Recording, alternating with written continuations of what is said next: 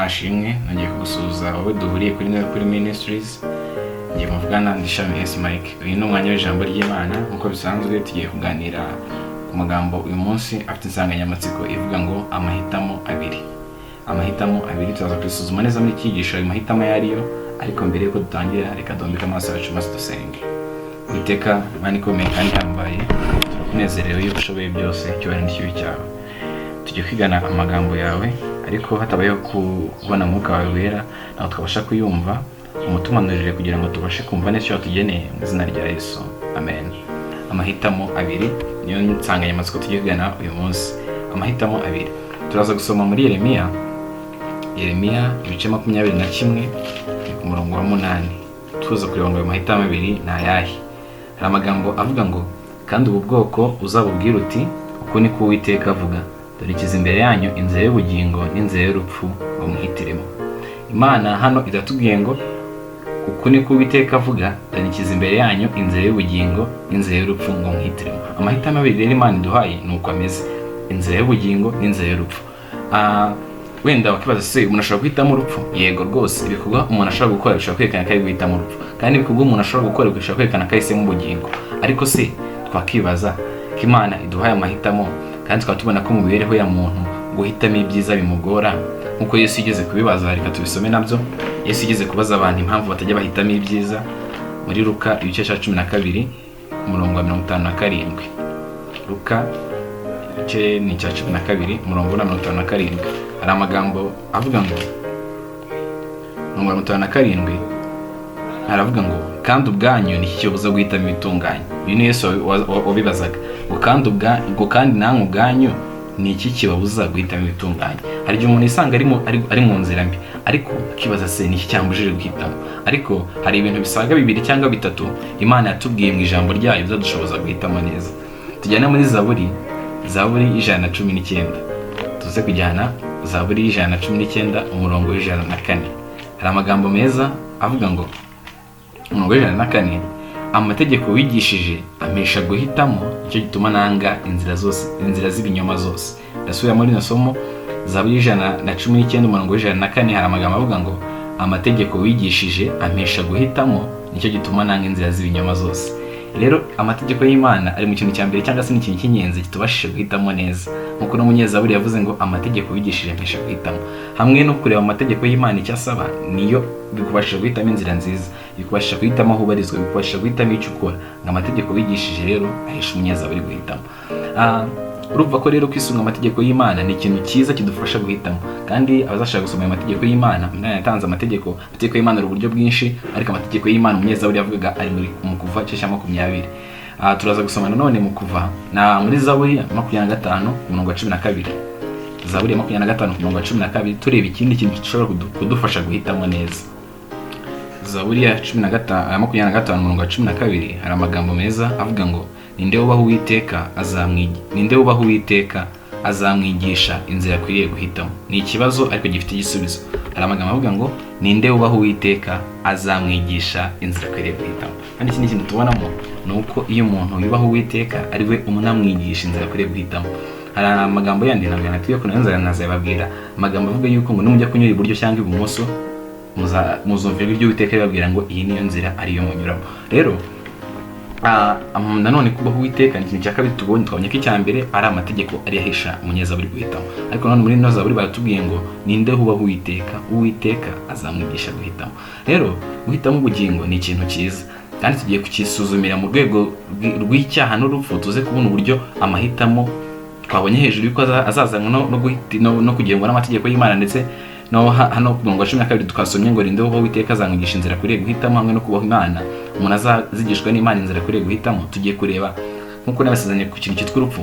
Tugiye kureba nanone, ese urupfu n'icyaha byaturutse he? Iherezo ryabyo rizabiri he? Ese umuntu yabasha guhitamo ati cyiza kugira ngo azabone ubugingo cyangwa urupfu bitewe n'amahitamo ye? Rero tutarakomeza, tubaza gusoma mu Baroma 5 umurongo wa 12. Abaroma ibice 5 umurongo wa 12 hari amagambo meza Imana yandikishije avuga ngo, Yesu yaturokoye iteka ryazanywe n'igicumuro cya Adamu. Intitiri ihari umurongo wa 12, kuko bimeze bityo nk'uko ibyaha byazanywe mu isi n'umuntu umwe, urupfu rukazanwa n'ibyaha, niko urupfu rugera ku bantu bose kuko bose bakoze ibyaha. Iki twanze kihemeranye, yaba njyewe yaba wowe. Bibiliya yatubwiye ngo niyo mpamvu urupfu rugera ku bantu bose kuko bose bakoze ibyaha. Andi magambo aboneka mu Mubwiriza ibice 7:20 avuga ngo ni ukuri nta mukiranutsi uri mu isi ukora neza ntacumure. Rero Imana itumenyesha ko twese turi abanyabyaha, kandi turanasomye ngo nk'uko ibyaha ngo turasomye ngo kuko bimeze bityo nk'uko ibyaha byazanywe mu isi n'umuntu umwe, urupfu rukazanwa n'ibyaha, niko urupfu rugera ku bantu bose. Bisobanuye ko abantu bose bariho urupfu rubageraho, kandi impamvu rubageraho ngo nuko abantu bose bakoze ibyaha. Hano rero tudatininganyije tubonamo neza yuko ikintu cya mbere cyateye urupfu ni icyaha. Rero icyaha cyatangiriye mu ijuru. Tubisoma muri Yesaya 14:12 yuko cyatangiriye mu mutima witwaga Luciferi. Kiza gukomeza rero muri Edeni. Luciferi mu itangiriro cya 3:1 aza gushuka Eva nawe aragenda abikomeza gutyo kuri Adamu, birangira bakoze icyaha. Rero iki cyaha nicyo cyazanye urupfu, ariko uru rupfu cyazanye ni amahirwe. Ibi bintu tuzaza kubisoma mu itangiriro n'ubundi yuko uru rupfu Imana ari we rushyizeho, kandi rwose rwari rubereye umuntu amahirwe. Tuzaza gusoma mu itangiriro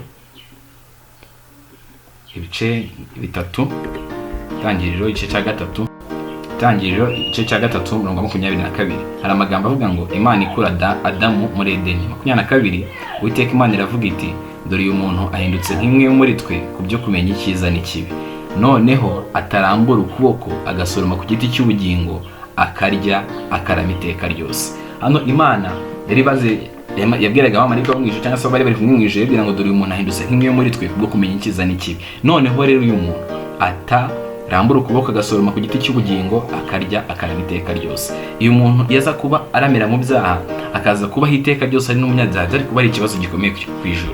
Ariko Imana rero kubera amahirwe yazanye, cyangwa se kubera ukuntu yabonaga ko umuntu ubuzima bwe nibuza kugira iherezo bizamubera byiza, niyo mpamvu yashyizeho urupfu. Ariko nanone tunibuka ko iyi yari result, bari bambwiye ngo umunsi mwakiriyeho no gupfa muzagira ute, muzapfa. Ubwo rero nyuma yo kukiryaho n'ubundi urupfu rwagombaga kuza. Ariko nanone njye ndifuza ko tunavuga ku kintu kivuga ngo kuki urupfu ari amahirwe. Ibyahishuwe 14 turaza gusoma mu byahishuwe igice cya 14, Yeshuwe cya 14:13 hari amagambo avuga ngo numva ijwi rivugira mu ijuru rimbwira riti, andika uti uhereye none hahirwa abapfu bapfira mu mwami wacu. Umwuka nawe aravuga ati, ye ngo baruhuke imihati yabo kuko imirimo yabo ijyanye nabo ibakurikiye. Umwuka aravuze ngo ye ngo baruhuke imihati yabo kuko imirimo yabo ijyanye nabo ibakurikiye. Hano rero Yohana yandika ibi, umumarayika aramubwiye ngo andika uti uhereye none hahirwa abapfu bapfira mu mwami. Bisobanuye ko umuntu uri mu mwami we urupfu nta kibazo rufiteho. Umuntu uri mu mwami gupfa bimubereye amahirwe, haravuga ngo hahirwa abapfa bapfiriye mu mwami. None Bibiliya nanone ikomeza tubwira uburyo urupfu rw'abakiranutsi ari ikintu cyiza. Turashyigiye no ku rupfu rw'abanyabyaha. Urupfu rw'abakiranutsi ntabwo ngo ni ikintu cyiza, ndetse Imana ngo iha agaciro. Turaza gusoma muri Zaburi 116, Zaburi 116 turaza gusoma ku murongo wa 15. Hari amagambo avuga ngo urupfu rw'abakunzi be ni rw'igiciro cyinshi mu maso y'Uwiteka. Urupfu rw'abakunzi be ni rw'igiciro cyinshi mu maso y'Uwiteka. Ubwo ndakeka bimaze gusobanuka neza yuko urupfu ari amahirwe. None kuki njye nawe dutinya urupfu? Bose ndakeka icyo ari ikibazo rusange, kuko habe njye habe wowe dutinya urupfu. Ese ni ukubera iki dutinya urupfu? Hari ikibazo rero gihari, ariko twihuse turaza gusoma mu Bakorinto ba mbere tuze kureba impamvu dutinya urupfu. Abakorinto ba mbere ibice 15 umurongo wa 16 na 56 mwanyihangane. Abakorinto ba mbere ibice 15 umurongo wa 56 hari amagambo avuga ngo ibyaha nibyo rubori rw'urupfu kandi imbaraga z'ibyaha ni amategeko. Ndasubiramo, ibyaha nibyo rubori rw'urupfu kandi imbaraga z'ibyaha ni amategeko. Urubori ndakeka abantu bose cyangwa se umuntu wese uzi inzuki uruyukira abizi ko uruyukira ukuriye rugusinyamo urubori, kandi urwo rubori nirwo rukubabaza. Ubwo rero kubera hano bibiri tugenga ibyaha nibyo rubori rw'urupfu kandi imbaraga z'ibyaha ni amategeko, ndibanda kuri ivuga ngo ibyaha nibyo rubori rw'urupfu. Bisobanuye ko urupfu rudafite cyangwa se tubaye nta byaha dufite, urupfu nta kintu rwaba rudutwaye. Kuba tugenga ibyaha nibyo rubori rw'urupfu, kuko nanone tuzi neza yuko uruyuki ruramutse rukuriye nta rubori rufite nta kintu rwagutwara rwose. Ubwo rero natwe turamutse tudafite icyaha rwose, ikintu cyitwa urupfu nta kibazo twaba dufitanye nacyo. Ikintu cyitwa urupfu twaba tugitsinze burundu. kandi na Yesu nubwo yaje gupfa tuza kubona ko neza nubwo rwose yapfuye urupfu rubabaje, urupfu rurimo agahinda, ariko Yesu ntabwo ugeze agira ubwoba ko yari yiteguye, ntabwo yari afite cyane kuko nta n'icyaha yari afite, ariko urupfu rwamugezeho mu rwego rwo kwitangira. Rero ni gute twakira icyaha? Icyaha ni ikintu gikomeye cyane, ngera bityo kwisanga twakiguyemo, ariko Imana hari isezerano ryiza yaduhaye mu gitabo cy'Imigani, ibice 28 umurongo wa 13. Hari ibintu byiza rwose Imana yatubwiye. Imigani 28 umurongo wa 13 hari amagambo meza avuga ngo uhisha ibicumuro bye ntazagubwa neza, ariko ubyatura akabireka azababarirwa. Aya magambo tuyiteho ngo uhisha ibicumuro bye ntazagubwa neza, ariko ubyatura akabireka azababarirwa. Twamaze kubona neza yuko ibyaha ari byo rubari rw'urupfu. Rero ngo umuntu uhisha ibyaha bye cyangwa ibicumuro bye ntabwo azagubwa neza. Rwose turaza kuza tugiye kutatubisorezo tureba amaherezo y'abantu banze kwihana ibyaha byabo. Ngo ariko ubyatura akabireka azababarirwa. Ni ibintu rwose bitatu bigomba kujyana. Iyo umuntu yatuye ibyaha bye hanyuma akabireka, Imana iramubabarira. Kandi nyuma yo kumubabarira ntabwo aba agitinya urupfu, cyangwa se urupfu nta ruhare ruba rukimufiteho, kuko amaze kubona ko ibyaha ari byo rubari rw'urupfu. Buri uyu muntu wakize icyaha, urupfu nta kintu ruba rukimutwaye. Rero nakomeje kuvuga ngo urupfu ni amahirwe, ariko impamvu ari amahirwe turaza kubisoma mu Byahishuwe igice cya 9. Byahishuwe igice cya 9 umurongo wa 6. Amagambo meza avuga ngo amagambo ntago ni meza, ariko ko ari mu ijambo ry'Imana, ariko n'amagambo ababaje. Amagambo avuga ngo muri iyo minsi abantu bazashaka urupfu, ariko ntibazarubona na hato, bazifuza gupfa, ariko urupfu ruzabahunga. Subiramo, muri iyo minsi abantu bazashaka urupfu, ariko ntibazarubona na hato, bazifuza gupfa, ariko urupfu ruzabahunga. Aya magambo aratangaje cyane. Aba bantu bazifuza urupfu, ariko urupfu rukabahunga n'abakoze iki? Nimuhera ku murongo wa 1 kugeza ku wa 5 munaza kubona neza uburyo abantu baramije inyamaswa y'ishanya cyayo. Kandi abantu bazaba muri uwo mugabane ni abantu banze kwihana, abantu bakomeje kugundira icyaha, bikarangira batagumye mu ruhande rw'Imana, ahubwo bari mu ruhande rwa Satani, bigasoza bakomeje no kumunanya kugira ngo baramye Imana.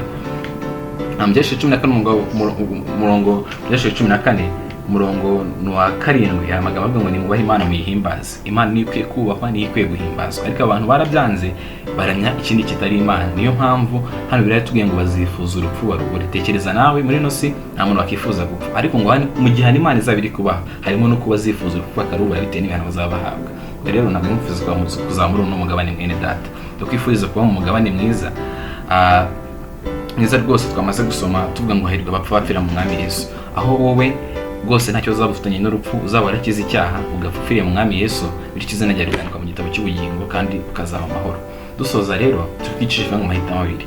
Amahitamo twabonye yuko ari ubugingo n'urupfu. Nahanjye nahawe rero kugira ngo duhitemo neza, ariko Imana hari ahantu yidekaraye muri Bibiliya mu gice kwa 2 ibice 30 umurongo wa 19. Hari ahantu rwose Imana yavuze amagambo atangaje. Gice kwa 2 ibice 30 umurongo wa 19, Gice kwa 2 ibice 30 umurongo wa 19. Hari amagambo avuga ngo uyu munsi hanze ijuru n'isi ho abahamya bazabashinja yuko ngushyize imbere ubugingo n'urupfu n'umugisha n'umuvumo, nuko uhitemo ubugingo ubone kubaho wowe n'urubyaro rwawe. Uyu munsi hanze ijuru n'isi abahamya bazabashinja yuko ngushyize imbere ubugingo n'urupfu n'umugisha n'umuvumo, nuko uhitemo ubugingo ubone kubaho wowe n'urubyaro rwawe. Ahangaha nsoreje. Imana iguhe guhitamo ubugingo, ubwo Imana iduhaye amahitamo abiri, ariko twifuza guhitamo neza. Reka rero njye nawe tubashe guhitamo ubugingo tubone kubaho. Reka rero dusoza dusenge. Uwiteka Mana ikomeye, twongeye gushimira yuko twize ano magambo zina ryawe rihimbazwe. Turagushimiye cyane ko ari wowe waduhaye no mahitamo abiri, ariko nasoje tubwira ngo nuko duhitemo ubugingo tubone kubaho.